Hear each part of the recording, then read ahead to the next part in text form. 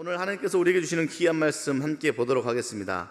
오늘의 말씀은 마태복음 21장 33절부터 46절까지의 말씀입니다. 제가 한 절, 여러분들이 한 절 읽고 마지막 절은 다 같이 한 목소리로 읽도록 하겠습니다.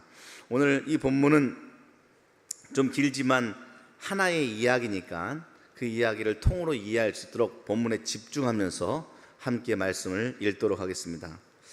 다른 한 비유를 들으라. 한 집 주인이 포도원을 만들어 산 울타리로 두르고 거기에 즙 짜는 틀을 만들고 망대를 짓고 농부들에게 새로 주고 타국에 갔더니 열매가 될 때가 가까움에 그 열매를 받으려고 자기 종들을 농부들에게 보내니 농부들이 종들을 잡아 하나는 심히 때리고 하나는 죽이고 하나는 돌로 쳤거늘 다시 종들을 처음보다 많이 보내니 그들에게도 그렇게 하였는지라.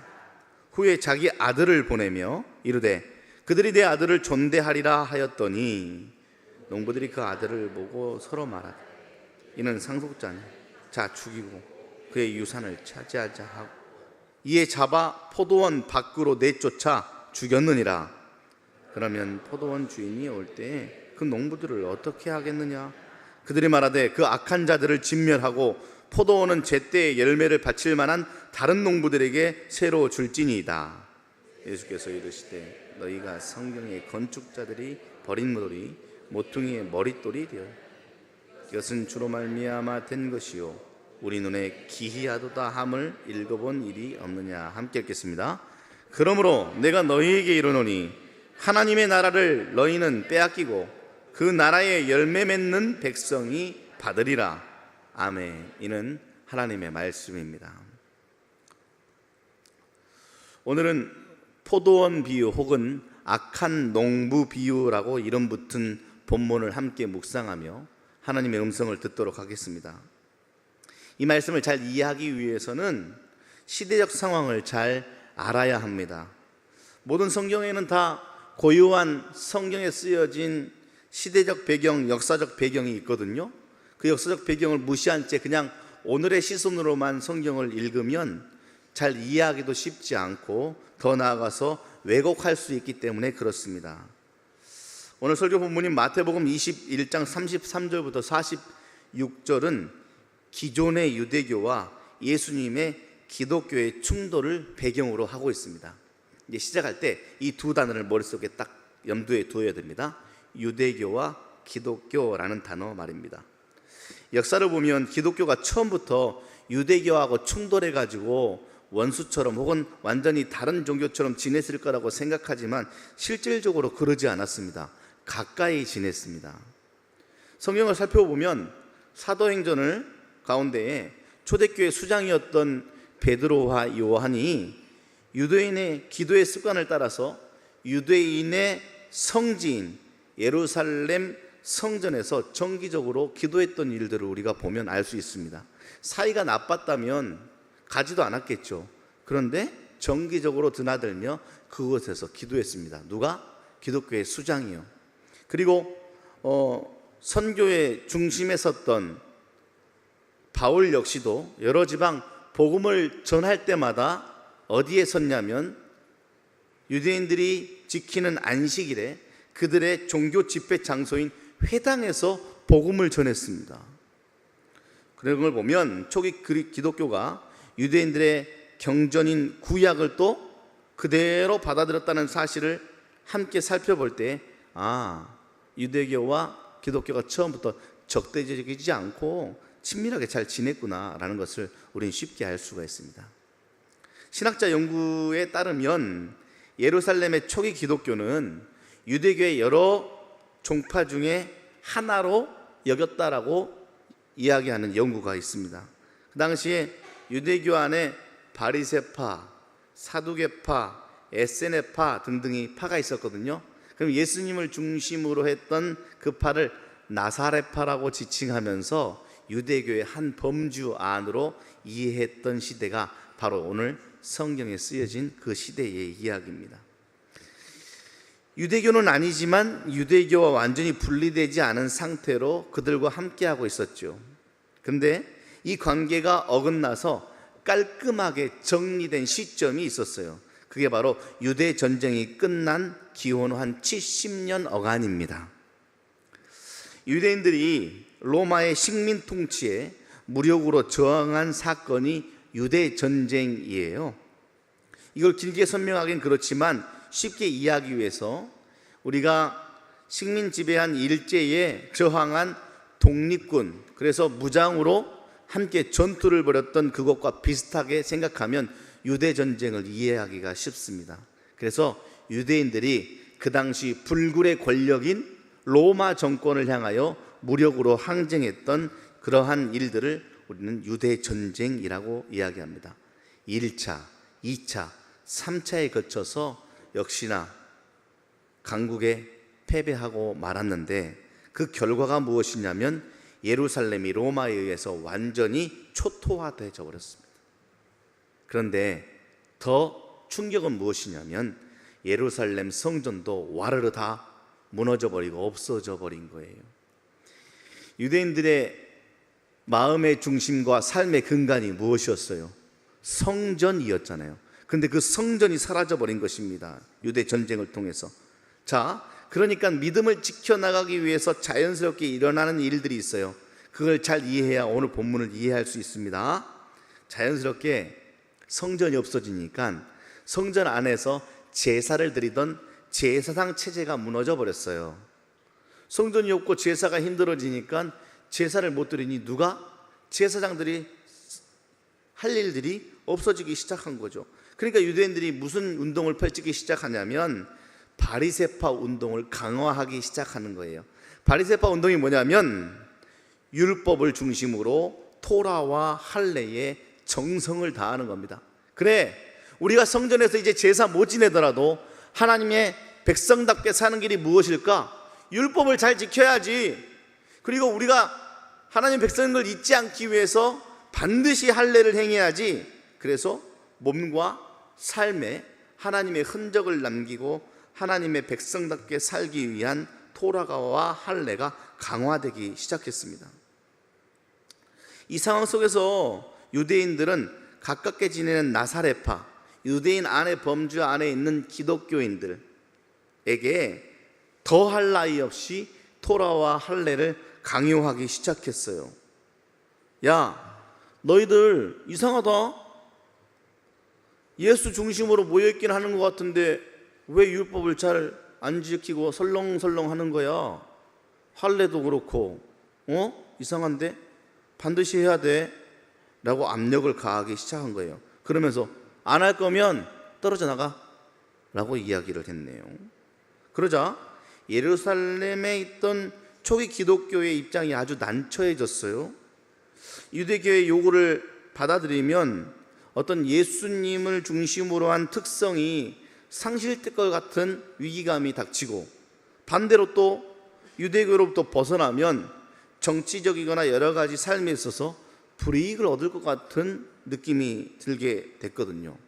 자, 그러면 예루살렘 안에 있었던 유대교의 한 종파처럼 토라와 할례를 강요받던 기독교인들은 어떠한 결정을 내렸을까요? 어떠한 결정을 내렸을까요? 결국 고심 끝에 이들은 예루살렘의 그리스도인들이 유대교의 요구를 받아들이기로 결정했습니다. 이들을 쉽게 우리는 유대 그리스도인이라고 지칭하지요. 바울을 중심으로 성령이 운행하셔서 이 예루살렘을 넘어서 이제 이방인들에도 복음이 전달됐잖아요. 그래서 이방인들 중에도 그리스도인들이 된 사람들이 있습니다. 그 사람들이 교회를 세우기 시작했고 그들을 우리는 이방 그리스도인이라고 지칭합니다. 그러니까 이제 기독교인 안에도 유대 기독교인과 이반 기독교인 둘로 나눠지는 일들이 됐네요. 그 중에서 이 유대 기독교인들은 어떻게 했다고요? 토라와 할례를 행하라는 유대교의 요청을 받아들인 기독교인들이고, 이방인들과 유대 기독교인 사이에 충돌이 일어나기 시작합니다. 야, 우리 유대교가 강요하는 거 받아들이기로 했어. 그러니까 우리가 한 식구가 되려면 너희들도 토라와 할례를 반드시 지켜야 돼 라고 이야기하니까 어떤 일이 일어나요? 이방인들은 율법도 삶의 근간이 아니었고 할례를 행할 이유조차도 모르는 사람들이에요. 그러니까 우리가 왜 해? 우리는 예수님만 있으면 된다고 믿고 지금 구원받은 확신을 가지고 살아가고 있는 사람들인데 우리한테 왜 자꾸 토라와 율법을 강요해? 라고 충돌하기 시작하다가 결국 그 두 개가 쩍 나눠졌죠. 그 결과 이방인들을 중심으로 했던 이방 기독교는 오늘날 교회의 근간이 되었고, 반대로 유대교의 한 종파에 속하여 토라와 할례를 중심으로 예수님에 대한 특징을 스물스물 지워가던 유대 기독교인들은 유대교의 아류로 떨어져서 역사 속에서 사라지고 말았습니다. 이게 바로 오늘 우리가 함께 읽은 악한 농부 비유의 밑에 깔려있는 역사와 시대적 상황입니다. 오늘 설교 본문은 이방인 그리스도인들이 유대교로부터 독립할 수밖에 없었던 신학적인 이유, 그것을 비유로 잘 이야기해 주고 있습니다. 포도원 주인이 포도를 수확하는 계절을 맞이하면서 농부들에게, 제가 이제 여기서부터는 이제 농부란 단어를 쓰지 않을게요. 농부들이 다 하인들은 아니잖아요, 그렇죠? 소작인이라고 한번 지칭을 해볼게요. 그게 더 정확한 표현인 것 같아서 그래요. 왜냐하면 맡아서 농사 짓는 사람이기 때문에. 소작인들로부터 계약한 대로 그 소작을 받기로 하인들을 보냈잖아요. 소작인들이 무슨 이유에서 이제 반란을 일으킨 거예요? 주인의 하인들을 죽이기까지 했다고 합니다. 몇 번이고 보내도 계속 자기의 하인들은 돌아오지 않고 하인들이 죽어나가니까 주인이 무슨 생각을 했냐면, 아들 보내면 괜찮겠지, 아들 보내면 내가 주인이니까 나와 똑같이 아들을 존대하면서 내 요구를 들어주겠지라고 아들을 보냈는데, 소작인들의 생각은 달랐습니다. 아들이 찾아오자 이렇게 생각한 거죠. 뭐라고요?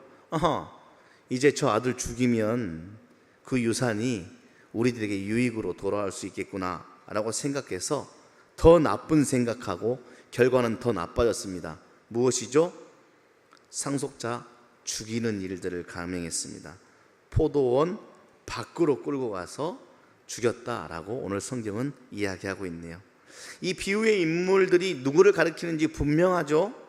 우선 포도원을 만들고 하인, 농부, 아들의 소유권을 가진 포도원 주인은 하나님을 가리킵니다. 주인으로부터 보냄받은 하인들은 하나님의 뜻을 전하는 예언자들을 비유한 것입니다. 그리고 아들은요, 예수님이죠. 소작인들이 아들을 포도원 밖으로 끌고 가서 죽였다라는 말은 예수 그리스도의 십자가 처형이 예루살렘 안이 아니라 예루살렘 밖 골고다 언덕에서 일어났다는 사실을 암시합니다. 그래서 예수님이 말씀하신 이 비유가 그대로 이루어진 것을 보면 참 말씀은 섬세하고 오묘합니다. 자, 이 비유의 마지막이 어떻게 결말이 나나요? 41절 말씀 다 같이 한번 읽어볼까요? 시작. 그들이 말하되 그 악한 자들을 진멸하고 포도원은 제때의 열매를 바칠 만한 다른 농부들에게 새로 줄지니이다. 자, 주인이 악한 소작인들은 모두 다 처리해버리겠다. 그리고 성실한 소작인들을 다시 찾아서 포도원 농사를 다시 맡기는 것으로 이야기가 마무리됩니다. 자, 여기서 그렇다면 악한 소작인은 누구예요? 우리가 시대적 배경을 살펴봤으니까 충분히 이해가 될 거라고 생각합니다. 악한 소작인은 누구를 비유한 걸까요? 유대인들을 비유한 거예요. 그리고 포도원을 새로 맡은 농부들은 기독교를 가리킵니다. 그러니까 첫 서두에 유대교와 기독교를 잘 기억해라 라고 말씀드린 것이죠. 자, 왜 유대교가 악한 소작인들에게 비유가 됐을까? 이어지는 말씀을 한번 볼까요? 43절의 말씀입니다. 그러므로 내가 너에게 이르노니 하나님의 나라를 너희는 빼앗기고, 빼앗기는 사람이 누구예요? 유대교. 그 나라에 열매 맺는 백성이 받으리라. 새롭게 소작인이 된 기독교인들은 그 나라의 열매 맺는 백성이 될 것이다 라는 예수님의 예언이자 비유입니다. 자, 이 말씀을 그대로 해석해서 한번 이해해 보자면, 유대교는 하나님의 나라의 열매를 맺지 못했고 기독교는 하나님 나라의 열매를 맺게 되었다라고 해석할 수가 있겠죠. 이 비유 끝에 이 말씀을 하신 핵심이 등장하는 겁니다. 누가 하나님의 나라의 열매를 맺는가? 결국 비유의 이야기를 쭉쭉쭉쭉 들면서 결국 마지막 말미는 무엇이라고요? 누가 하나님 나라의 열매를 맺는가? 다 같이 한번 따라 합시다. 누가 하나님 나라의 열매를 맺는가? 여러분들이 삶 가운데 일을 하는 구체적인 목적은 어디에 걸려 있습니까? 받는 월급과 얻게 되는 이익에 많은 일들의 목적이 걸려 있듯, 오늘 비유의 마지막 핵심은 누가 그래서 하나님 나라의 열매를 맺게 되는가에 걸려 있는 것입니다. 하나님 나라의 열매가 뭐예요? 여러분 한번 스스로에게 답해 보십시오. 여러분들의 삶에 맺힌 하나님 나라의 열매는 도대체 무엇입니까? 그래서 저에게는 나중에 새로 맡은 소작인들처럼 제가 거기에 속해서 열매를 맺고 있습니다 라고 증명할 수 있는 게 뭡니까? 많은 사람들이 착하게 살고 경건하게 지내는 것을 열매로 대답합니다. 교회 가르침 잘 따르고 세상에서 모험적으로 사는 것이 그리스도인들의 열매라고 말할 수 있습니다. 근데 과연 그럴까요? 유대교가 기독교보다 그런 부분에서 실질적으로 더 우월했어요. 율법 자체 그리고 경건성에 있어서만큼은 유대교인들을 따라갈 자가 없었어요. 전 세계에서. 보세요.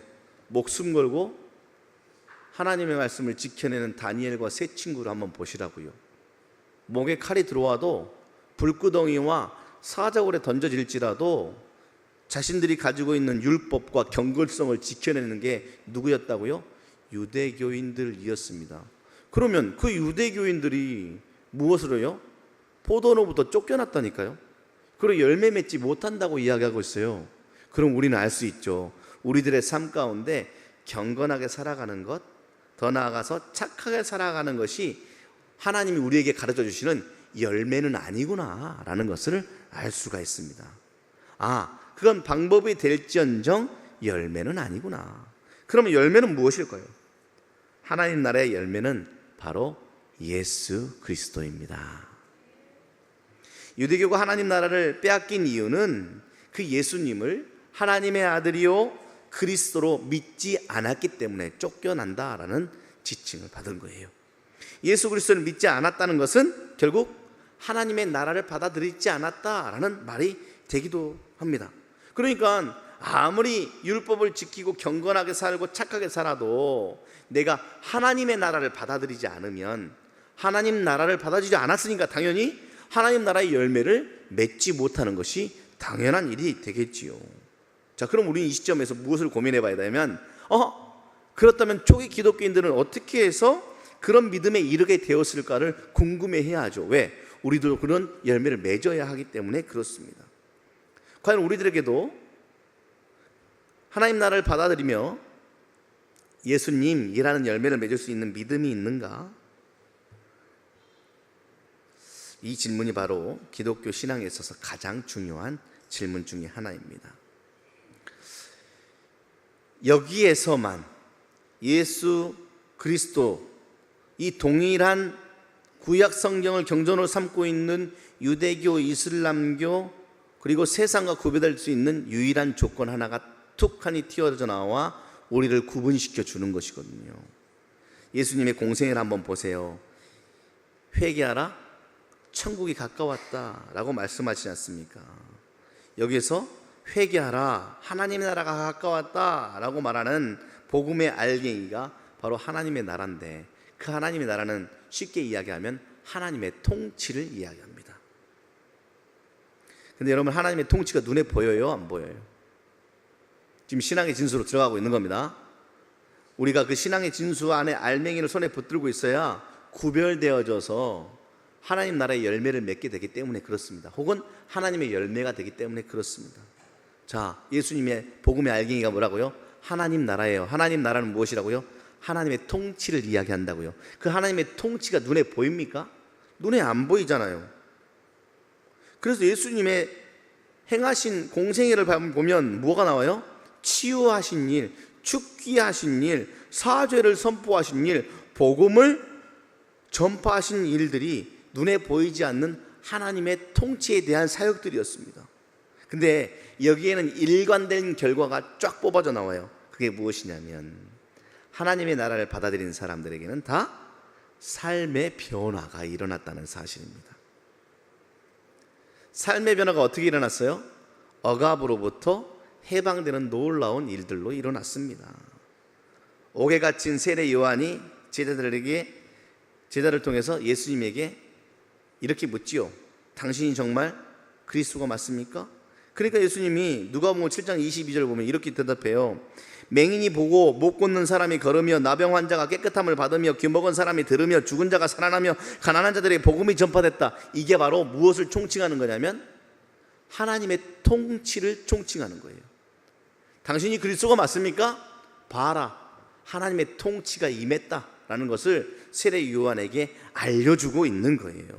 그러니까 이 하나님의 통치를 받아들이면 결국 당신이 그리스도가 맞습니까? 예수님을 받아들이면 곧 하나님의 나라가 받아들이게 되는 것이고, 그 결과 이런저런 과정을 통해 삶의 변화가 일어나게 될 것이다. 억압받고 있고 짓눌린 너희들의 삶 가운데 해방과 참된 자유가 일어나게 될 것이다 라고 성경은 우리에게 정확하게 말씀해 주고 있습니다. 지금도 유대교는 예수님을 여러 예언자 중에 한 명으로 치부하고 있습니다.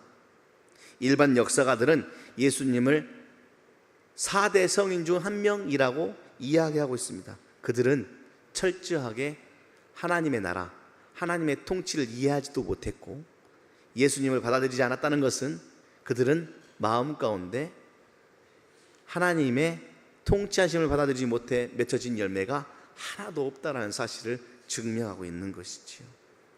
기독교인들은 다릅니다. 여러분들은 다릅니다.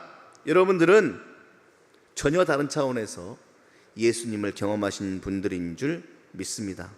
맞습니까? 초기 기독교인들이 예수님을 전혀 다르게 인지했어요. 아, 참 좋으신 분이다. 정말 대단한 사람이다. 정말 대단한 예언자다라고 이해한 게 아니라 그분을 그냥 하나님으로 인지했어요. 근데 그 하나님으로 인지하게 된 결정적인 사건이 무엇이냐면 바로 부활입니다. 아하, 예수님에게만 선취된 하나님의 나라, 그래서 죽음을 이겨내는 그 부활의 사건을 보고 하나님의 나라를 받아들이기 시작했어요. 하나님의 통치를 죽음은 이길 수 있는 거구나, 죽음으로 끝이 나는 것이 아니구나 라고 하는 영원한 세계를 누구를 통해서? 예수님을 통해서 발견해 버린 것이죠. 결국은 지난주에도 함께 나누었지만 우리의 모든 불안감은 어디에 기인하고 있다고요? 죽음에 기인하고 있는 것이거든요. 근데 그 죽음을 완벽하게 이겨버린 예수님을 경험해 버리니까 기독교인들이 이제 세상 무서울 것 없는 거예요. 우리의 모든 불안감의 근거인 죽음을 이겨버리는 예수님의 부활을 봐버렸는데 뭐가 우리를, 그 무엇이 우리를 두렵게 하리요? 라고 살아가는 것 아니겠습니까? 그래서 예수님을 메신저가 아니라, 그 메시지를 전하는 메신저가 아니라 예수님 자체를 하나님 나라의 메시지로 이해하게 되는 것입니다. 그래서 이렇게 고백합니다. 예수님만이 우리들의 삶의 유일한 길입니다. 마태복음 기자가 이러한 믿음을 가지고 시편 118편 22절을 인용해서 오늘 본문 42절을 고백하고 있는 겁니다. 42절 말씀 함께 읽겠습니다. 예수께서 이르시되 너희가 성경에 건축자들이 버린 돌이 모퉁이의 머릿돌이 되었다. 여기까지 읽겠습니다. 야, 너희들이 유대교의 토라를 지켜야 된다, 할례를 행해야 된다 라고 말하면서 버려버린 돌이 오히려 건물의 가장 중요한 머릿돌이 됐다라고 이야기하고 있습니다. 예수님은 생명의 머릿돌 되시는 줄 믿습니다. 근데 정말 재미있는 게 뭔 줄 알아요? 예수님의 비유를 듣고 가장 거칠게 대항했던 사람들이 누구냐면 아이러니하게도 대제사장들과 바리새인들이었습니다.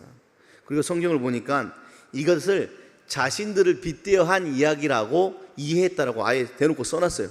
그러니까 대제사장들과 바리새인들, 그 누구보다도 착하고 경건하게 살기를 작정하고 그렇게 실제로 살았던 그 사람들이 자기를 빗대어 한 비유를 듣고 한 행동이 있었어요. 회개하고 하나님의 나라를 받아들였다라고 하면 얼마나 좋겠어요. 근데 그렇지 않고 그때부터 예수님을 잡아 죽이려고 모의하기 시작한 거예요. 저는 말씀 묵상하면서 이런 생각 해봐요. 야, 나 같으면 마음에 찔림을 받으면 회개하겠다. 어떻게 저렇게 못났을까? 라고 생각하지만 그런 데는 다 이유가 있어요. 그 이유를 알면 오늘 우리들이 혹여나 대제사장들처럼 바리새인들처럼 마음에 찔림이 있으면 오히려 늑달처럼 달려들어 예수를 죽이겠다라고 하는 그러한 것들을, 그러한 억압으로부터 해방될 수 있겠구나라는 생각을 하게 되는 것이죠. 자, 그들이 무슨 이유에서 그렇게 했는지 알아요? 그들의 관심을 보면 돼요. 관심. 그들의 관심은 삶의 무엇을 가장 중요하게 여기느냐라는 것이죠. 대제사장의 관심은 오로지 예루살렘 성전에만 꽂혀 있었습니다. 성전이 안녕하고 번영하면 대제사장들은 이상합니다. 다 되는 거예요. 대제사장들은 그냥 성전에 모든 관심과 삶을 다 쏟아 부어버렸어요. 그 성전이 뭐예요? 본질적으로 하나님께 제사하는 곳인데, 하나님께 제사하는 그 곳의 수단에 자신들의 관심이 다 꽂혔어요. 바리새인들은요, 하나님이 자신의 백성임을 지키고 연습하라고 준, 그래도 죄가 무엇인지 알려주고자 준 율법의 모든 관심과 삶의 중심이 다 가버린 겁니다. 그래서 성전과 율법에만 집중하며 살아가면서 실질적으로 성전과 율법이 가리키고 있는 것들을 잊어버렸어요. 그러니까 예수님이 눈앞에 있어도, 그토록 기다리던 메시아가 눈앞에 있어도 그 예수님 죽이겠다고 달려드는 사람이 돼버린 것 아니겠습니까? 이렇게 절대적인 이데올로기에 빠져버리면 생명의 소리를 외면하게 되는 겁니다. 자신에게 힘이 빡 들어가잖아요. 성전이 중심인데 내가 성전의 제사장이잖아요. 그럼 나한테 힘이 휙 들어가요. 그러면 옳고 그름을 판단할 수 있는 지혜가 사라져버려요. 성전과 율법에 절대적으로 묶여있다 보면 예수님의 가르침과 예수님의 그 놀라운 행위를 자신들의 기득권과 안보를 위협하는 것으로 느끼게 되는 겁니다. 그러니까 어떻게 해요? 내가 성전에서 어깨에 힘 좀 주고 다니는 사람인데, 내가 지금껏 지켜왔던 율법이 다 물거품으로 돌아갈 것 같은데, 그러니까 어떻게 해요? 그거를 위협하는 예수를 제거해야 된다라는 생각으로 치닫게 되는 것이죠. 결국에는 우리는 알아야 됩니다. 아하, 내가 내 삶에 그들이 성전, 그들이 율법으로 여겼던 것처럼 내가 내 머릿속에 절대적인 이데올로기로 가지고 있는 그것들이 하나님을 못 보게 하고 예수님을 받아들이지 못하게 하는 최고의 방해물이 될 수도 있겠구나. 이 시대가 그러한 일들로 짱짱하게 우리에게 다가옵니다. 소유로 생명을 얻을 수 있어 라고. 절대로 소유로 생명을 얻을 수 없습니다. 그러한 이데올로기에 빠져버리면 우리는 교회가 나의 삶을 방해하는 것으로 변해버립니다. 아, 좀 귀찮게 왜 자꾸 오라가는 거야? 아, 뭐 이렇게 자꾸 하자는 거야? 이렇게 가게 되는 거예요. 예수님에게 일어난 놀라운 사실, 하나님의 관심에 귀를 기울일 수가 없어요. 열매는커녕 영생을 잃어버리고 포도원에서 쫓겨나는 사람이 된다는 사실을 반드시 기억하시기를 바랍니다. 자기를 절대해버린 사람, 그래서 자기 안에 갇혀버린 사람, 세상에서 제일 위험한 사람입니다. 그런 사람들에게 삶과 역사의 신비를 맛보라고 말해도 귓속에 들리겠습니까? 사람을 제발 수단으로 가리지 말고 목적으로 대해야 됩니다 라는 말이 귓속에 들어오겠냐는 말이에요. 누구와 함께하고 함께 나누는데 행복합니다라는 말이 들어올 턱이 없죠. 이런 삶이 오늘 성경이 말하는 하나님 나라를 빼앗긴 삶이라는 사실을 전혀 이해하지 못할 것입니다. 하지만 여러분들은 오늘 말씀을 통해서 이해하게 되셨으니 삶과 역사의 신비를 맛보시는 여러분들 되시길 바랍니다. 사람을 수단이 아니라 목적으로 대하시는 여러분들 되셔서 사랑하시기를 바랍니다. 함께하는 즐거움을 누리시기를 바랍니다. 나누는 행복을 삶 가운데 풍성하게 누리는 여러분들 되시기를 바랍니다. 어제 교회를 계속 왔다 갔다 했어요. 아침 일찍 나와서 여기저기 살펴보고 목자학교 시작하는 거 보고 목장 신방 갔다 와서 또 들어오고 또 이렇게 교회 안에서 이런저런 모습들 보다가 또 오후에도 목장 신방 가서 저녁 늦게 들어오고. 그런데 우리 교회 안에서 펼쳐지는 모습들이 제 가슴을 뛰게 하고 너무 행복한 거예요. 운전해서 차 안에서 운전해서 가는데 그 교회 안의 풍경과 그림들이 제 머릿속에 딱 들어오면서 마음을 촉촉하게 적시는 겁니다. 그렇지, 이렇게 함께하는 행복이 세상에서 제일 큰 행복 아니겠냐, 나에게 무슨 소유가 있겠다고 그 소유가 이런 행복을 줄 수 있겠냐라는 마음이 드는 겁니다.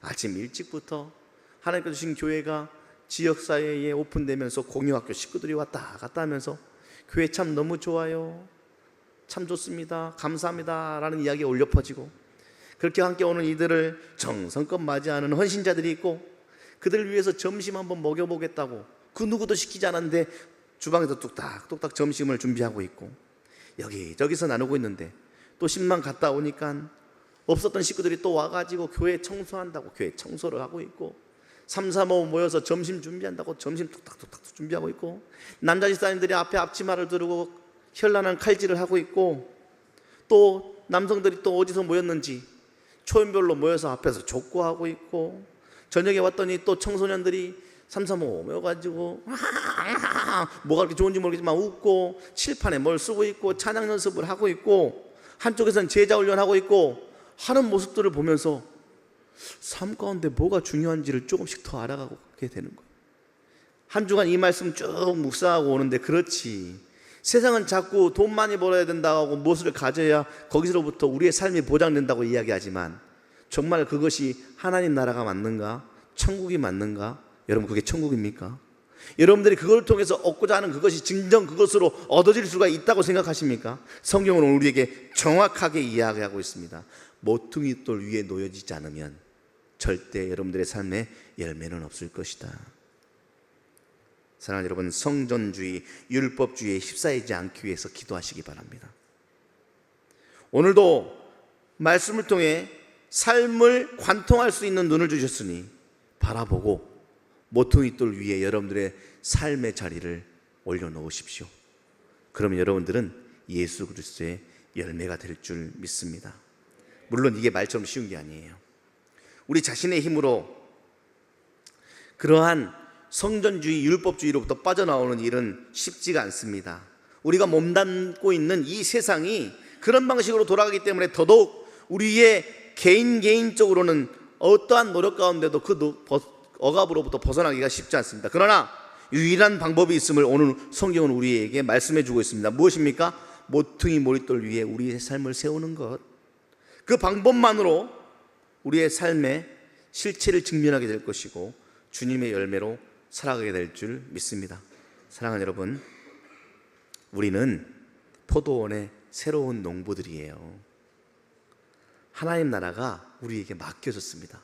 우리는 하나님 나라를 맡은 하나님의 일꾼들입니다. 그 열매는 세상 사람들이 말하는 착하고 경건한 행실 그 이상입니다. 그 이상이 무엇입니까? 바로 예수님 그 자체입니다. 예수님을 받아들이고 모퉁이 돌 대신 예수님 위에 우리들의 삶을 올려놓으면 그 위에 집이 지어지듯 주님의 열매가 주렁주렁 맺히고 우리 또한 주님의 열매가 될 줄 믿습니다. 예수 위에 삶을 세워 자유가 열리고 안식이 열리며 평화가 열리는 놀라운 삶을 한 주간 경험하시기를 바랍니다. 그래서 이제 우리 모두가 열매로 살아가는 복된 인생 되시기를 축원합니다. 기도하겠습니다. 하나님 감사합니다. 우리는 버린 돌이었지만 그 돌 위에 결국 하나님의 나라를 세워가시는 놀라운 하나님의 역사심의 현장 가운데 우리는 지금 서 있습니다. 그 누구도 알지 못하는 하나님의 나라, 우리는 예수 그리스도를 받아들임을 통하여서 주님의 통치 안에 거하게 하시니 참으로 감사합니다. 종종 우리는 또다시 성정 중심주의, 율법주의에 휩싸일 때가 많지만 돈 하면서 결국 그 소유가 우리에게 참된 자유와 행복을 줄 거라고 속는 일들 가운데 살아가지만 그로부터 해방되어 주님의 모퉁이돌 위로 서게 하시니 주님 참으로 감사합니다. 세상 열매 아니라 주님의 열매를 맺어가는 주님 포도원의 새로운 일꾼이 되게 하여 주시옵소서. 능히 그 포도원을 잘 가꾸어 나아가며 주님의 열매로 살아가는 복된 인생 되길 간절히 소원하오니 주여 우리들의 삶을 주님 손에 올려드립니다. 주여 그 삶을 붙들어 주시옵소서. 우리를 열매되게 하시고 열매로 살아가게 하시는 하나님을 찬양하며 예수님의 이름으로 기도합니다. 아멘.